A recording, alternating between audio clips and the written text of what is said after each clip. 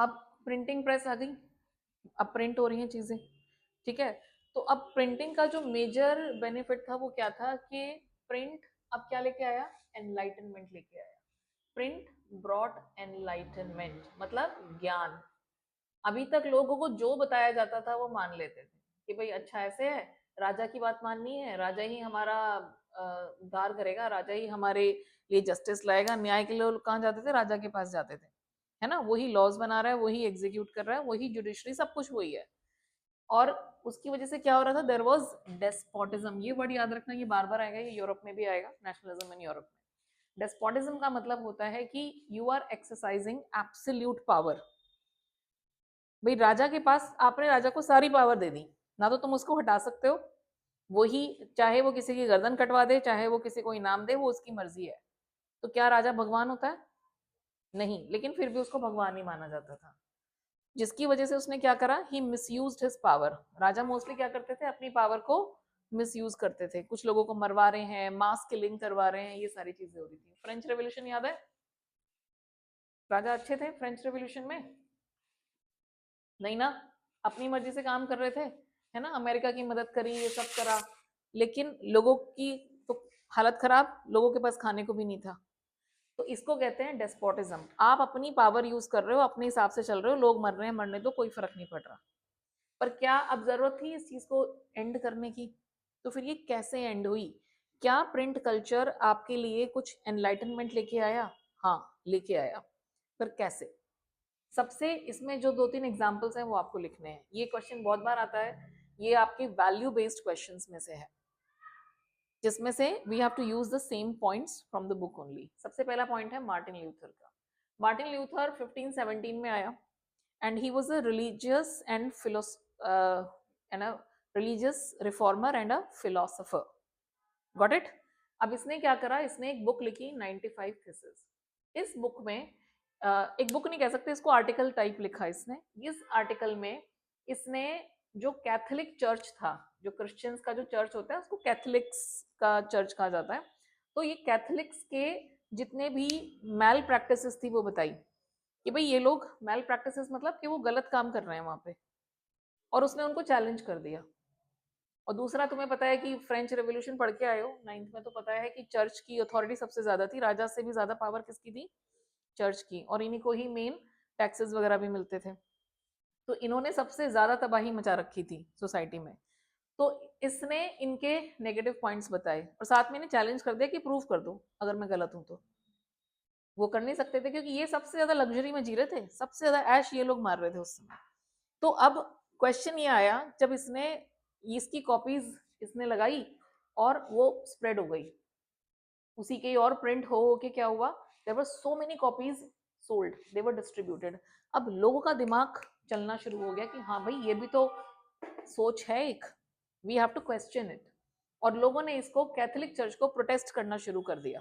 देख रहे हो प्रिंट से कैसे एक सोसाइटी में एक तूफान आ रहा है। लेकिन ये बताया कि इसमें क्या है, उसमें सब कुछ बताया इसने डिटेल में। उसमें बताया, लेकिन इस चैप्टर में हमें लिखना है कि क्या हाँ, everything what ever I am telling you is from the chapter only. Challenge करी थी अथॉरिटी को, कैथोलिक चर्च अथॉरिटी, कि भाई आप जो ये हम पे इतना हुक्म चला रहे हो और ये जो आपकी प्रैक्टिसेस हैं ये गलत है। वो नहीं, इतना डिटेल में नहीं बताया हुआ आपको, पर कहने का मतलब ये था कि ये लोगों को ये कहते थे कि आपको बहुत ही ऑस्टेरिटी में जीना है, बहुत सिंपल लाइफ जीनी है, लोगों से बहुत सारी चीजें करवाते थे, है ना, और खुद इंजॉय मार कर रहे थे।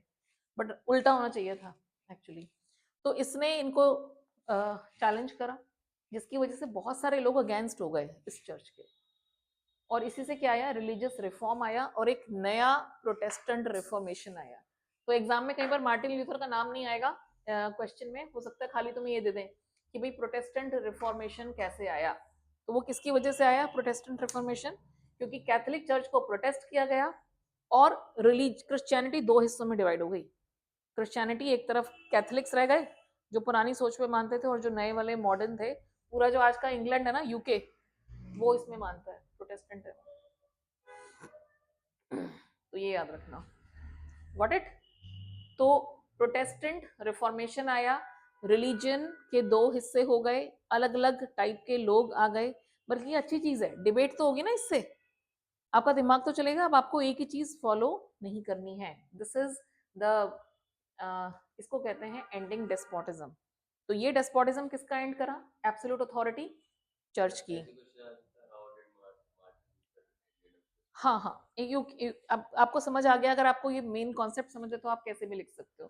प्रोटेस्टेंट रिफॉर्मेशन आ सकता है, कैसे रिलीजियस रिफॉर्म आया, है ना, या फिर डायरेक्टली ये भी आ सकता है कि भाई डेस्पोटिज्म कैसे एंड हुआ। चर्च की जो एब्सोल्यूट अथॉरिटी थी, जो इन्होंने पूरी तबाही मचा रखी थी, वो खत्म कर दी कि भाई तुम्हारा इतना इंपॉर्टेंट रोल नहीं है। वो तुम्हें पढ़ के आए हो फ्रेंच रेवोल्यूशन में, ऑलरेडी नेपोलियन ने भी इनके प्रिविलेजेस हटा दिए थे, पता है ना।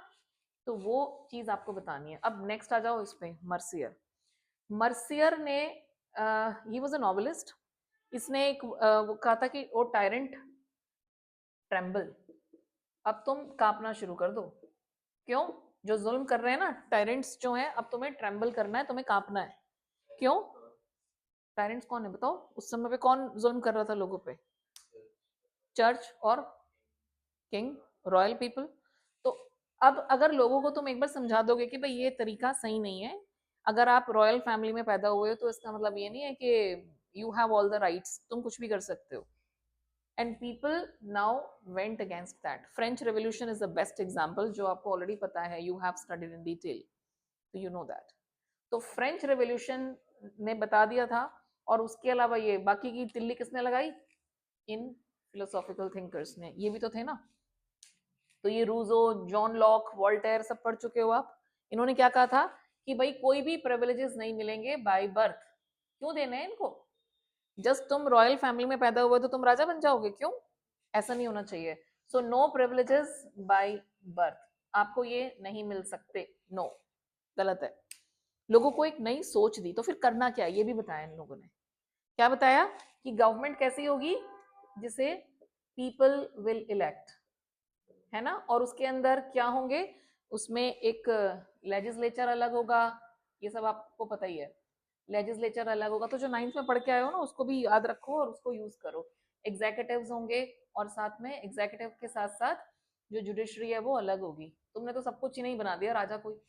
राजा ही लॉ बनाएगा, राजा ही एग्जीक्यूट करेगा और राजा ही न्याय भी देगा। क्यों नहीं? अलग अलग रखो, लोगों को अपनी गवर्नमेंट चुनने दो। ये सारे थॉट किसने दिए? क्या ये एनलाइटनमेंट था? एक नई सोच दी लोगों को। अभी तक तो बुद्धों की तरह जो उन्हें कहा जाता था मान लेते थे। हाँ भाई, राजा को टैक्स देके आना है, पूरी मेहनत तुम करो पूरे साल, और अनाज किसको देके आना है? राजा को। पकड़ा दो जाके। क्यों भाई? This was wrong, people opposed that. Revolution ऐसे ही नहीं होते हैं। Print culture also contributed to that. समझ आ रहा है? तो ये जो चीजें हैं, they played a very important role. तो डेस्पोटिज्म को एंड करा है, रिलीजियस फील्ड में भी और पॉलिटिकल फील्ड में भी, और साथ में एनलाइटनमेंट भी लेके आए। तो ये 3 पॉइंट्स लिख देना चाहिए, 5 मार्क्स में आ जाए या 3 में आ जाए, यू आर सॉर्टेड।